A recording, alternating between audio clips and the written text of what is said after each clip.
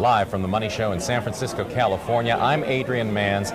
I'm here today with Jake Bernstein, a friend of mine for many, many years, and somebody who was there when I started trading. I got a lot of good ideas from Jake. And here at the show, he did a segment on 7 critical habits for trading success. I wonder if you mind sharing some of these ideas with us, because I think it's good stuff. I call them the 7 F's of trading. Yeah? 7 F words. You have to find the trade, formulate the trade, fix your mistakes, follow through, and I forget what the others are. So it's basically plan the trade, trade the plan, follow your course once you've started it? Exactly. But the big problem is people have trouble finding the right trades. Okay. That's the most critical part.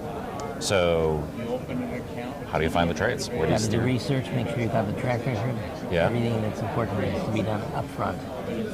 So these days, you know, back when I first met you, we were all focused on the intraday trades, and you were pivotal in some of the work that you did back then on day trading.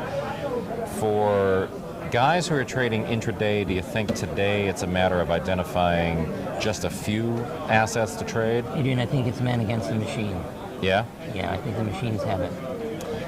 Yeah, I mean, I'll tell you what, a big part of my business now is we go and try to replicate sort of where the volatility bands are, where the machines are going to be punching the orders, essentially. Right. And we just try to catch a little part of every wave. It's a lot harder today than it was when we were trading in eighths and quarters, though, right? Yeah, much harder. Actually, I'm finding 2 to 3 day trades much better than day trades. Yeah. So which sectors are you focusing on when you're S&P bonds? Okay. And now, of course, gold.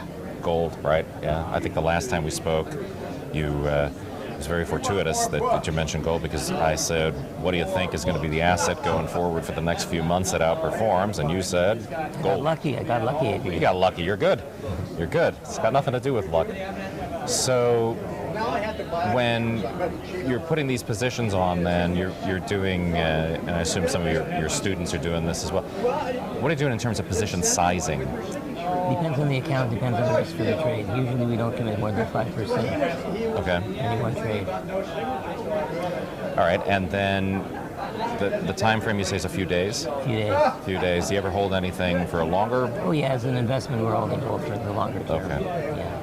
So a few days and then your trailing stops behind them? Or? You got it. We take profits, reduce the risk to 0, and then trail stops. Okay.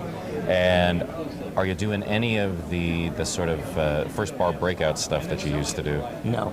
Nothing? We've abandoned that entirely. Done with it. Okay. Well, there you go. You got to be adaptive, right? You got to be adaptive, and you have to be really fast. Right. Not that fast anymore. Oh, come on. I'll bet you can still win a race. I try. Okay. All right, we'll be back in a minute with more with Jake Bernstein for The Money Show. I'm Adrian Manns.